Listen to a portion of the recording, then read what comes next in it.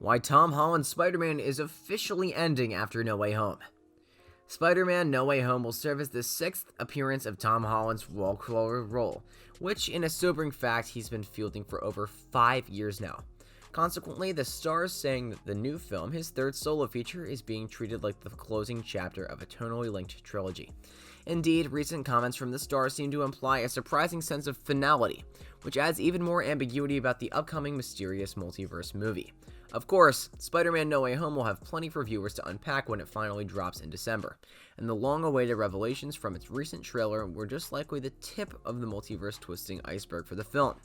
However, as the solo franchise reaches a 3rd film benchmark that's proving critical for Marvel movies, thoughts about an endpoint are undoubtedly spinning, especially since Marvel Cinematic Universe solo standards like the Iron Man and Captain America films wrapped in trilogies, as will Guardians of the Galaxy. Likewise, Holland is openly calling No Way Home a conclusion, describing to EW how the atmosphere on set felt like a widespread bittersweet case of senioritis.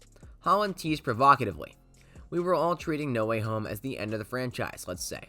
I think if we were lucky enough to dive into these characters again, you'd be seeing a very different version. It would no longer be the Homecoming trilogy.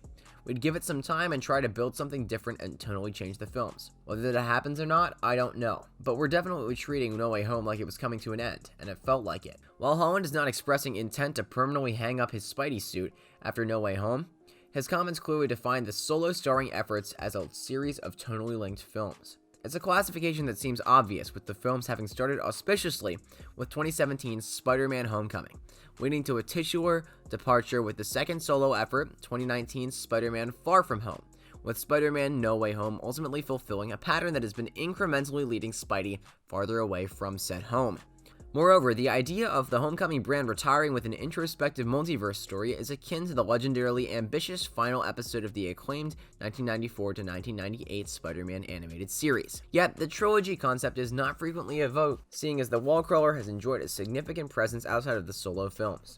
Indeed, in the eyes of many, Holland's Spider-Man is still a celebrated figure conjured by the grand multi-studio deal that finally brought the Sony-held Marvel mascot back into the MCU, with a spectacular shield-stealing debut in 2016's Captain America Civil War. Moreover, his pre-dusting throws in 2018's Avengers Infinity War stand as one of the comic book movie genre's most heartbreaking moments, and his return, by way of an abrupt stuck landing, in 2019's Avengers Endgame was one of the biggest audience applause moments from what ultimately became the highest-grossing film of all time.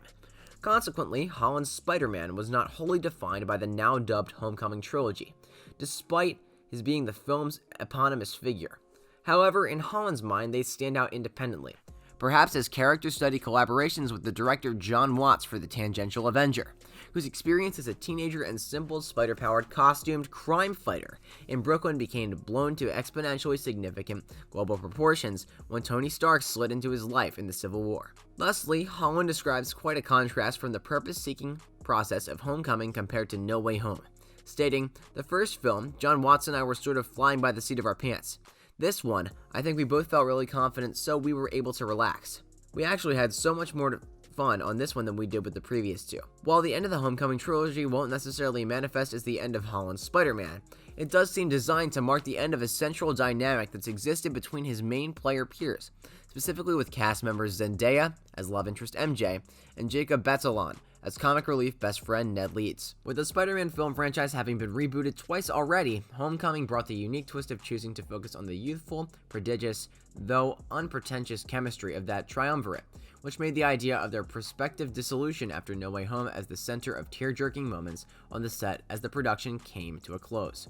Holland isn't completely ruling out a return to the character, though, as he's also publicly stated that he would gladly step back into Peter Parker's shoes in a heartbeat if given the chance. However, he revealed that audiences would likely see a very different version of Parker should he return. But whether that involves having him attend college like Andrew Garfield's iteration or work at the Daily Bugle like Tobey Maguire's version remains to be seen. We don't know what's going to happen next for the hero, but his different version might be a canon hinting him going towards Sony's Spider-Verse and coming in a movie with Tom Hardy's Venom. But that time will tell. Well guys, that was it for today. Let us know what you think about this franchise coming to an end in the comments below. We hope you liked it. Thanks so much for watching until the end, and as always, don't forget to like and subscribe. We'll see you next time.